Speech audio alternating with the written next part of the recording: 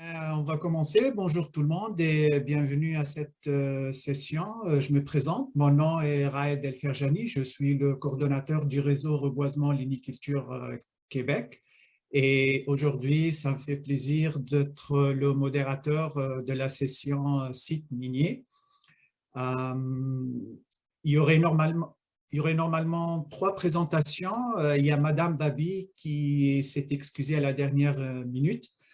Donc, j'ai saisi l'occasion pour vous parler un peu du réseau Reboisement Liniculture Québec, pour les gens qui ne le connaissent pas. Et ma petite introduction va être suivie de deux présentations, celle d'Alex Proto de l'UQAT et d'Anne Lévesque de l'Université du Québec en Outaouais.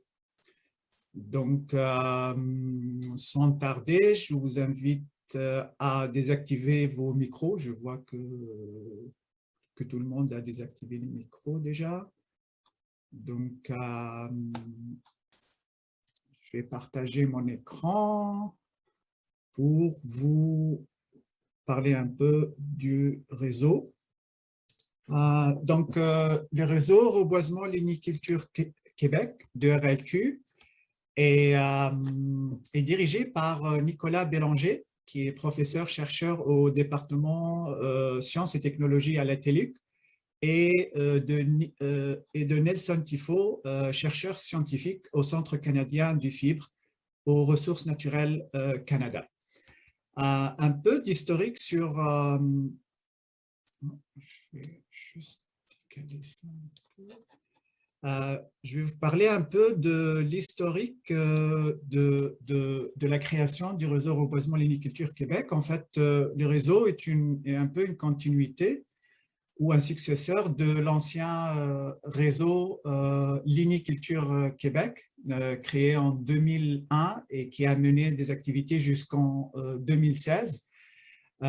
Les activités ont cessé cette année-là à cause d'un arrêt de financement.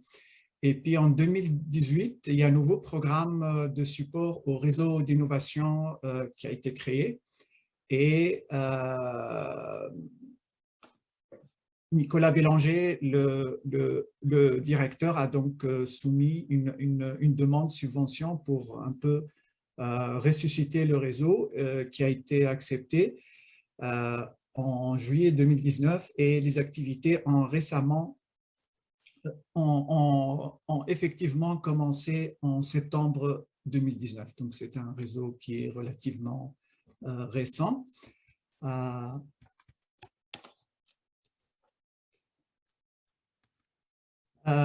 L'objectif primaire du réseau est de contribuer à l'essor des plantations forestières en se basant sur l'expertise de co-chercheurs à travers des projets et des partenariats. Le réseau se différencie par rapport à son prédécesseur par le fait qu'il travaille sur différents contextes. Le contexte des plantations forestières dans une perspective d'accroître la production de bois, un contexte de l'utilisation des arbres pour le développement et le maintien des infrastructures vertes dans les aires urbaines, et troisièmement, la restauration écologique des sites anthropisés. Donc, le plan de développement du réseau s'articule sur trois objectifs. Le premier est la recherche et le développement. Et dans ce volet, le réseau aimerait devenir le centre de référence en termes de plantation forestière au Québec. Le deuxième objectif, qui est peut-être le plus important, c'est le transfert de connaissances par la promotion de collaboration entre les chercheurs, les partenaires industriels et les différents paliers du gouvernement. Et le troisième objectif, qui n'est pas moins important, c'est le réseautage et le développement de partenariats entre les chercheurs et les partenaires à travers des événements tels que des colloques, des visites de terrain, afin de développer la sylviculture intensive et ainsi que les infrastructures vertes et la restauration écologique des sites perturbés. Donc, les activités des réseaux s'articulent autour de 7 thèmes.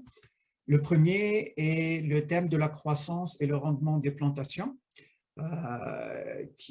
dont les leaders est David Potier et qui s'intéresse entre autres à la productivité des plantations mixtes, les éclaircies et leurs effets sur la qualité des plantations, ainsi que les taillis à courte rotation pour la production de bioénergie.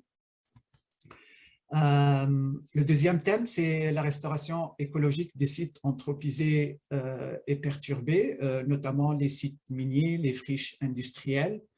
Le thème 3, c'est les plantations de résilience qui ont pour objectif de préserver la biodiversité animale et végétale dans les plantations, ainsi que l'amélioration de la préparation des sites, de la récolte et différents traitements sylvicoles.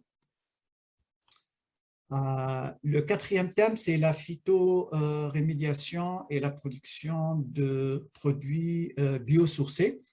Là, c'est notamment par l'utilisation du peuplier et des sols comme des outils verts de décontamination de sites urbains et périurbains, ainsi que différents produits biosourcés qui pourraient être extraits de ces arbres-là. Le cinquième thème, c'est l'amélioration génétique et l'adaptation. Comme vous l'avez vu, peut-être à travers différentes présentations lors de ce colloque, la question de l'effet des changements climatiques sur le développement et la croissance des arbres, notamment l'effet de la sécheresse. Donc là, l'objectif, c'est de produire des génotypes qui sont assez résilients face aux effets des changements climatiques. Le sixième thème, c'est l'utilisation des produits fertilisants résiduels et la séquestration du carbone.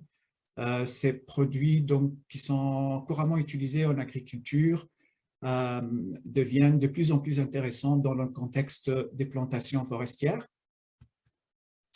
Le septième et le dernier thème, c'est la transformation de bois et la chaîne de valeur.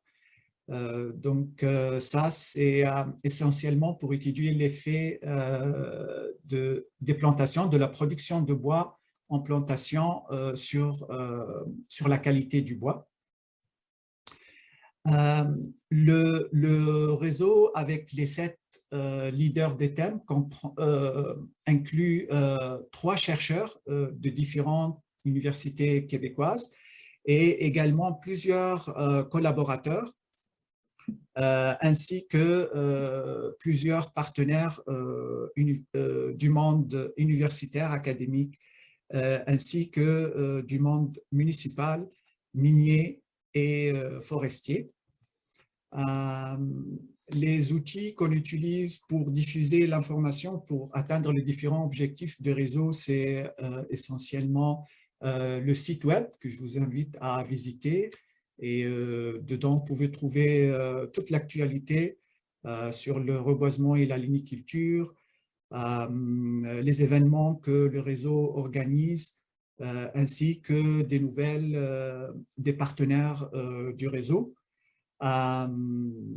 Pour diffuser l'information aussi, on synthétise ou on prépare des résumés des récentes publications sur les différents thèmes de recherche du réseau. Et on a recours également à des webinaires.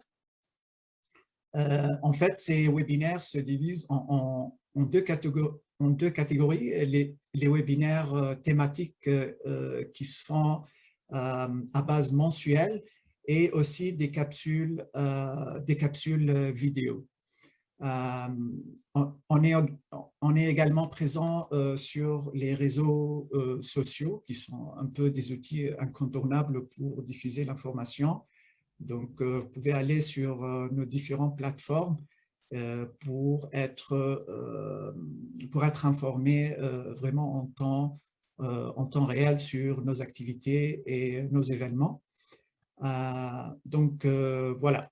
Ça, c'est une petite introduction que j'ai préparée rapidement là, dès que j'ai reçu la nouvelle ce matin.